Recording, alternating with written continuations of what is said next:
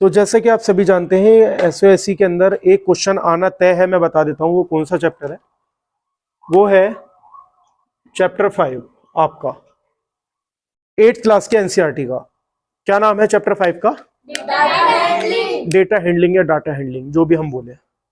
इसके अंदर क्या है कि एक क्वेश्चन आना तय है, बिल्कुल मैं बता देता हूँ वो क्वेश्चन कहां से आएगा और कैसे आएगा ये भी बता देता हूं। यहां से क्वेश्चन दो तरीके से बनता है। एक तो बनता है परसेंटेज से और एक क्वेश्चन बनता है यहां पर डिग्री से। दो सवाल यहां से बनते हैं, दोनों में से एक सवाल जरूर आ जाएगा, यानी आपके 6 नंबर यहां से पक्के हो जाएंगे और ये क्वेश्चन आना है, ये तय 100%। तो सबसे पहले जब भी कोई ऐसा सवाल होता है डाटा हैंडलिंग का, तो हमारे दिमाग के अंदर एक चीज जाती है, डाटा, उसको हैंडल कैसे करना है, ये कुछ तरीके की चीज आती है। तो मैं आपके सामने एक डायग्राम बना रहा हूं और आपको देखना है कि किस तरीके से मैं आपको एक ट्रिक बताऊंगा और उसके माध्यम से आप 1 सेकंड के अंदर सिर्फ एक काम करना होगा आपको, और वो उस सिर्फ एक डायग्राम में 50 क्वेश्चन बनते हैं। एक डायग्राम से 50 सवाल बनेंगे। उस 50 सवाल में से वो कुछ भी सवाल पूछ ले, आपको सिर्फ एक लाइन करनी है और वो एक लाइन कर ली तो 50 के 50 सवाल बन जाएंगे। कैसे मैं बता देता हूं। तो चलो सबसे पहले मैं ड्रॉ कर लेता हूं एक डायग्राम। ये कंपास है मेरे ख्याल से ना, नहीं आ रहा यार, इससे तो बन ही नहीं रहा है, नहीं बन रहा यार इससे। बताओ, कंपास ऐसे ही है, बन ही नहीं रहा। तो अब क्या करें भाई? हाथ की कलाकारी। चलो भाई हाथ की कलाकारी देख लेते हैं एक बार कर कर किस तरीके से बनेगा भाई हाथ से। जब कंपास से नहीं बना तो हाथ से क्या बनेगा है? बच्चा कह रहा है हाँ। चलो भाई कोई बात नहीं। तो क्या बन गया हाथ से? थोड़ा बहुत सही बना है, जैसा भी है कोई बात नहीं। चलो एक बार और मैं देख लेता हूं ट्राई करके, वैसे बन जाना चाहिए। ये नहीं आएगा आपके एसओएससी के अंदर की। लो जी बन गया सही। अब सही बनाया बिल्कुल। देखो क्या है इसके अंदर से सवाल कैसे बनेगा, ध्यान से समझना मेरी बात को। ये लाइनें खींच देगा, रंगोली सी बना देगा। यहां पर रंगोली आती है बनानी? नहीं आती, कोई बात नहीं, समझो बात को। सवाल दिखाना जो मैंने करवाया था एक बार, लाओ यही डिग्री परसेंटेज, ये रहा परसेंटेज का। ये है मान लीजिए 20% और ये है 20% अगेन, ये है 25% और ये है 25% और लास्ट मेरे पास बचता है 10%। ये जो खर्च किया गया है ये किया गया है शिक्षा पर। मैं इंग्लिश में लिख देता हूं, एजुकेशन पर। और ये जो करा गया है 20% ये है सेविंग्स पर। और ये जो करा गया है 25% ये किया गया है फूड पर। और 25% और करा गया है वो है क्लोथ्स पर। और ये जो 10% है, ये 10% का रेशियो थोड़ा सा ज्यादा बन गया, उसको उसमें मत लेना, कोई नहीं, 10% ऐसे ही मान लो। ये अदर्स हैं आपके जो भी काम होता है XYZ। ये 10% ना मानकर मैं इसे 250 मान रहा हूं रुपीज, 250 रुपीज, 250 रुपीज। तो देखो क्या है इस सवाल के अंदर, कैसे आएगा सवाल, कहां से यहां से क्या आएगा मैं बता देता हूं।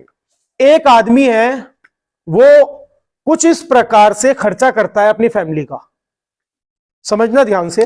एक व्यक्ति है वो कुछ इस प्रकार से खर्चा करता है अपनी आमदनी का, तो उसकी आमदनी बताइए। कहीं कुछ लिखा हुआ है आमदनी वगैरह का? तो कुछ जिक्र ही नहीं है सवाल, लेकिन आमदनी का पूछ लेगा। सैलरी बताइए उसकी महीने की, 1 महीने की सैलरी बताइए। तो भाई सवाल तो थोड़ा सा अजीब हो गया। नहीं हुआ अजीब, क्योंकि उसने ये सारी की सारी चीजें हमें परसेंटेज में दी हैं, लेकिन सिर्फ ये हमें उसने रुपया में दे दिया। उसने ये हमें रुपए में दे दिया, जहां से ये सवाल बहुत आसान बनता जा रहा है। मुझे ये बता दो परसेंटेज मैक्सिमम कितना होता है? मतलब 100 होता है, कहने को 200 भी होता है, 300 भी होता है। बट पानी का एक टैंक है, उस पानी के टैंक फुल हो गया तो आप क्या कहते हो कि भाई 110% भर गया?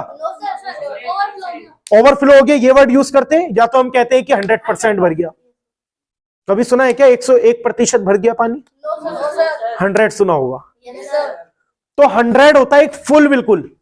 तो ये जो डायग्राम है आपका ये 100% पर है, ठीक है। यानी ये सारी की सारी चीजें मिलकर 100% बनाती है। अगर आपके पापा मम्मी जो कमाते हैं, सैलरी जो है उनकी, उसका कुछ परसेंट एजुकेशन पर भी खर्चा करते हैं, उसका कुछ परसेंट सेविंग भी रखते हैं, चाहे वो घर पर रखें, चाहे वो बैंक में रखें, चाहे वो दीवार के अंदर वगैरह कोई भी डालते हैं, बोर्ड के पीछे, ऐसे भी कर देते हैं भाई।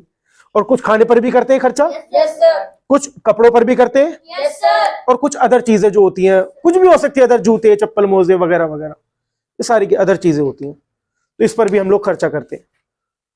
तो कहने का मतलब यह है, यदि 100% की वैल्यू, ये हमें टोटल 100% का ये ग्राफ है जो आपको दिखा रखा है मैंने, टोटल 100% का ये जो ग्राफ है आपको जो दिखा रखा है मैंने,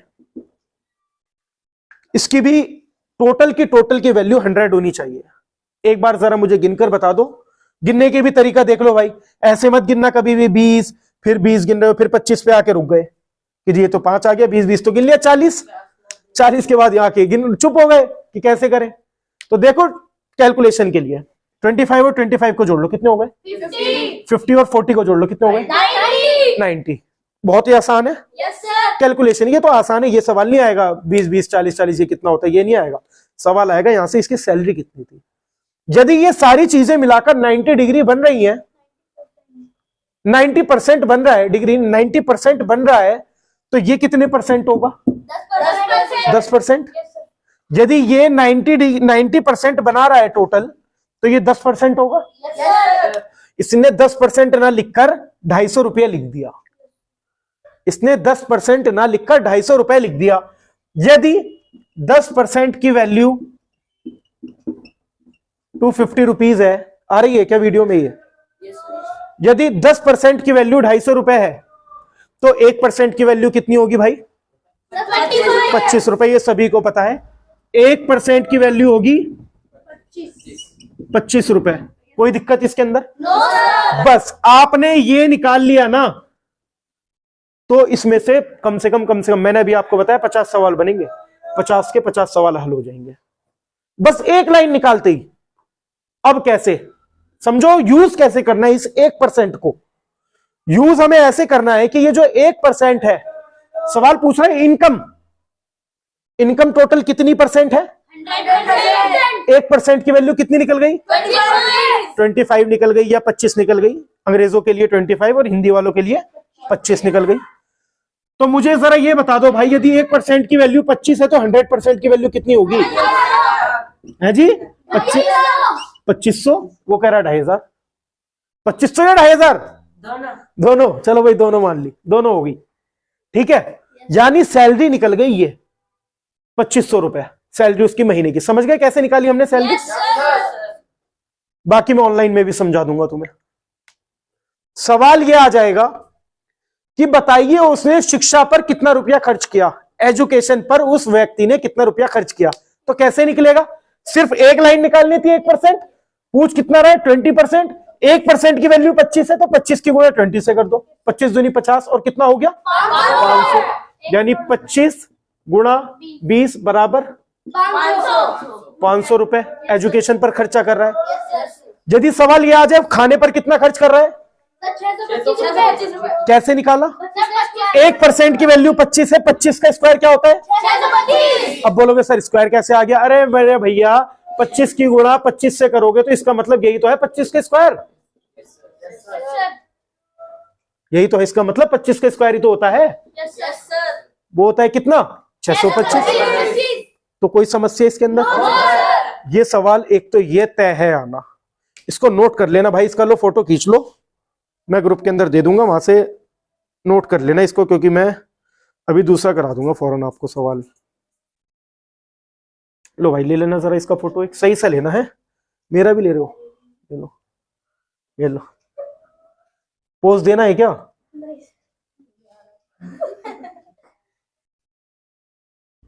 और अच्छा दूं?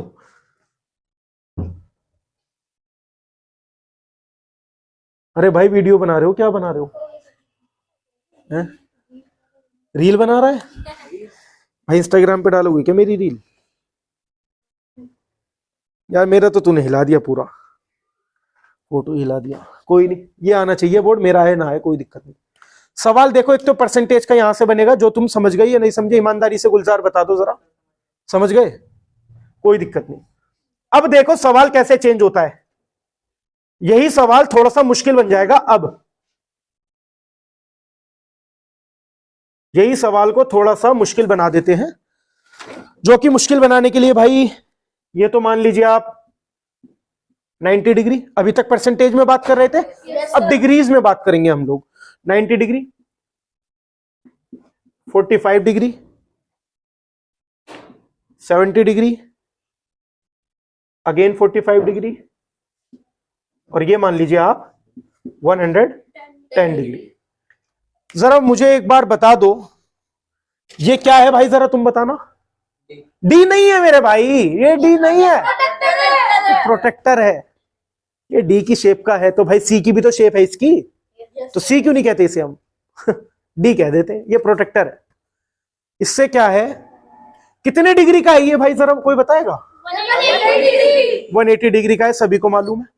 यदि ये 180 डिग्री का है, सेमी सर्कल की एक लाइन है ये, एक और सेमी सर्कल नीचे खड़ा कर दिया मैंने, नीचे लेटा दिया, तो ये कितने डिग्री की हो? ये भी 180 डिग्री है भाई, ये भी 180 डिग्री है। यदि मैं एक और बना दूं ऊपर से, तो अब वो सर्कल पूरा कितने डिग्री का हो गया? ये 180, ऊपर वाला 180, तो दोनों मिला दिया 360। यानी डिग्री का काम एंगल में चलता है। समझ रहे हो? यहां पर डिग्रीज दी हुई है, डिग्री का निशान आपको पता है यही होता है, कोई भी नंबर है, एक्स नंबर है, उसकी डिग्री का साइन यही होता है ऊपर। मैंने ये लगा रखा है।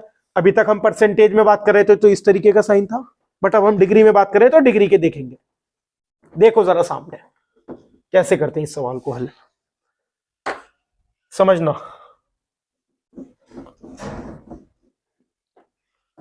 क्या है इसके अंदर, सवाल जो आएगा वो ये आएगा, एक इंसान या एक जानवर की सैलरी, जानवर की, इंसान भी एक जानवर है, पता है आपको?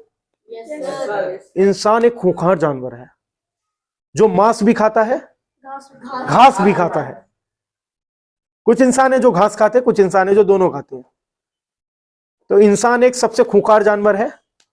मैं नहीं कह रहा भाई, तुम्हारी साइंस की किताब कहती है यार, 8th क्लास की बुक कहती है साइंस की। तो एक जानवर की सैलरी मान लीजिए, तो तुम लोग क्या हो? जानवर हो, हैं? तू कह रहा है इंसान है, तुम क्या हो फिर? है क्या हो रहा है पर? इंसान। अभी तो कह रहे जानवर है हम सारे। मैंने नहीं कहा तो इंसान तो जानवर है। अरमान से भी कह रहा है। चलो कोई नहीं। एक इंसान की सैलरी 25,000 रुपया है, 25,000 है, 25,000 है एक इंसान की सैलरी। सवाल पूछ लेगा 25,000 नहीं, थोड़ा सा और थोड़ा सा चेंज कर दूं, 30,000 मान लो। 30,000 सैलरी है एक इंसान की। जरा बात कर लेना, फोन आ रहा है समीर के घर से, कह दो कि अभी आ रहे हैं, कह दो। तो मैं बता रहा था 30,000 सैलरी है एक इंसान की। यदि सवाल यहां से देखो क्या आएगा कि फूड के ऊपर कितना रुपया खर्च करा है उस इंसान ने, फूड के ऊपर कितना रुपया खर्च किया है उस इंसान ने, फूड के ऊपर कितना रुपया खर्च किया है उस इंसान ने, फूड के ऊपर कितना रुपया खर्च किया है उस इंसान ने। यदि एक इंसान की सैलरी 30,000 रुपए है, तो सवाल आएगा फूड के ऊपर खर्च कितना क्या है।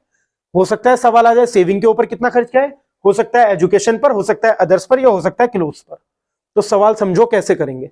पहले हम 100% को इक्वल मान रहे थे, अब परसेंटेज तो नहीं है, अब डिग्री है, तो हम डिग्री को अब इक्वल मानेंगे। तो टोटल डिग्री कितना होता है मेरे भाई, तुम बताना। 360 डिग्री होता है टोटल डिग्री, 360 डिग्री।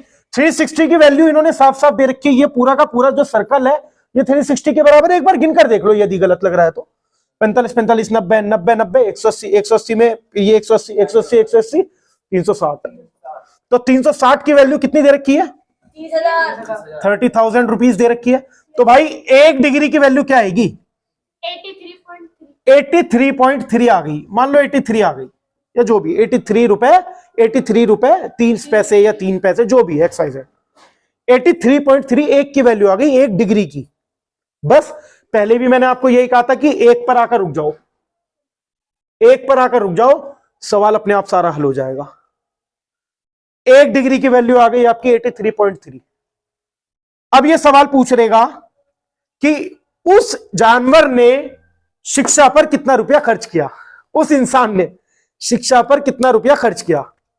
तो कितना क्या है, शिक्षा 45 डिग्री है, यानी कुछ नहीं करना, 45 डिग्री को मल्टीप्लाई कर दो 83.3 से, तो क्या आएगा अरमान? 3748.5 लो जी लो रुपीज में, यह आएगा। कुछ नहीं करना, पहले हम परसेंटेज की मल्टीप्लाई करते थे, अब हम डिग्री की मल्टीप्लाई कर रहे हैं। कॉन्सेप्ट वही रहा है दोनों में जो मैंने बताया आपको। अब यदि आपने सिर्फ ये बॉक्स निकाल लिया परसेंटेज में भी और डिग्री में भी, तो इसका एक सवाल गलत नहीं हो सकता। यहां से आपके 6 नंबर तो पक्के हैं, यदि 2 आ गए तो 12 नंबर पक्के, और सवाल आएगा इसमें से, इस चैप्टर में से 100%, क्योंकि ये सवाल ऐसा है जो बच्चा नहीं समझ पाता।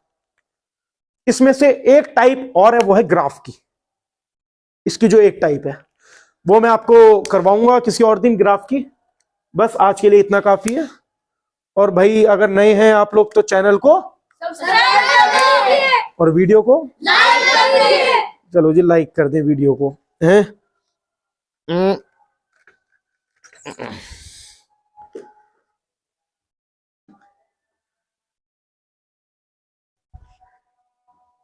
आज लड़कियां नहीं है, आज लड़कियों का बैच पहले ही ले लिया था।